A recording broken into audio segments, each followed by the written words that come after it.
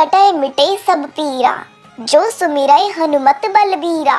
अर्थात हे वीर हनुमान जी, जो आपका सुमिरन करता रहता है उसके सब संकट कट जाते हैं, वह उसकी सभी पीड़ाओं का नाश होता है। तो कुछ ऐसी है प्रभु श्री हनुमान की महिमा। हनुमान जन्मोत्सव के शुभ अवसर पर आज हम आपको विस्तार से बताएंगे अंजनी पुत्र भगवान श्री हनुमान के बारे में। भगवान श्री हनुमान, जिनके हृदय में स्वयं भगवान श्री राम का वास है, जिनके नाम मात्र से ही भक्तों के हर कष्ट दूर हो जाते हैं। चैत्र माह के शुक्ल पक्ष की पूर्णिमा यानी आज ही के दिन पवन पुत्र का जन्म हुआ था और भगवान श्री राम की शरण प्राप्त होने से इनके जीवन का उद्धार हो गया था। भगवान श्री हनुमान को बल, बुद्धि व विद्या का देवता माना जाता है। चतुराई में पवन पुत्र का कोई पार नहीं। मात्र अपनी पूंछ से रावण की सोने की लंका को नष्ट कर देने वाले भगवान श्री राम भक्त हनुमान जी की महिमा अपरंपार है।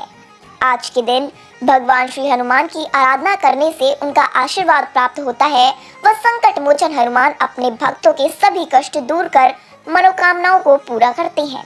इस बार हनुमान जन्मोत्सव कई शुभ योगों और शुभ मुहूर्त में मनाया जा रहा है, क्योंकि आज के दिन सिद्धि योग और व्यतिपात योग बन रहा है।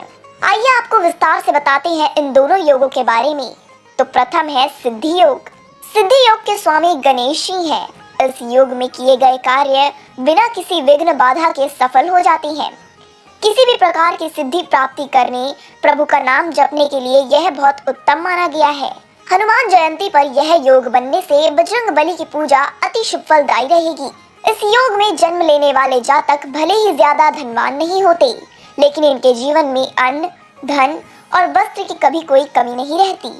द्वितीय है व्यतिपात योग। व्यतिपात योग को शुभ योग नहीं माना जाता। इस योग में किए गए कार्यों से शुभ फल की प्राप्ति नहीं होती है। इस योग में कोई भी शुभ कार्य करने से बचना चाहिए, लेकिन इस समय मंत्र जाप, गुरु पूजा, उपवास आदि करने का अत्यंत महत्व होता है।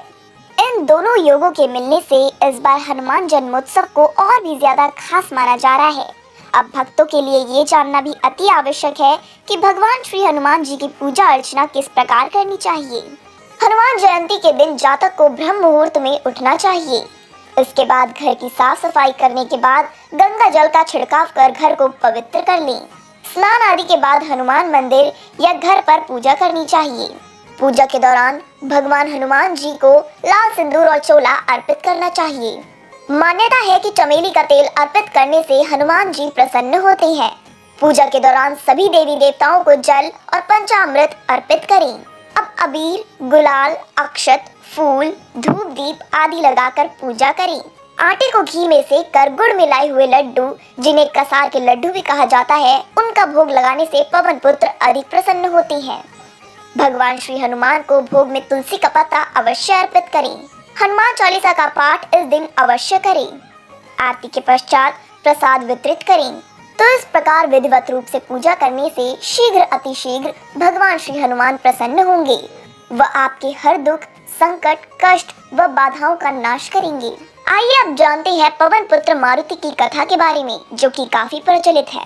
मान्यताओं के अनुसार जब अग्निदेव से मिली खीर राजा दशरथ ने अपनी तीनों रानियों को बांट दी, तो कैकई के हाथ में से एक चील ने झपट्टा मारकर कुछ खीर मुंह में ले ली और वापस उड़ गई।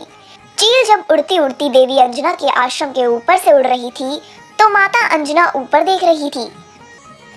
माँ अंजना का मुंह खुला होने के कारण खीर का थोड़ा भाग उनके मुंह में आकर गिर गया और अनायास ही वह उस खीर को खा गई, जिससे उनके गर्भ से शिव जी के अवतार हनुमान जी ने जन्म लिया।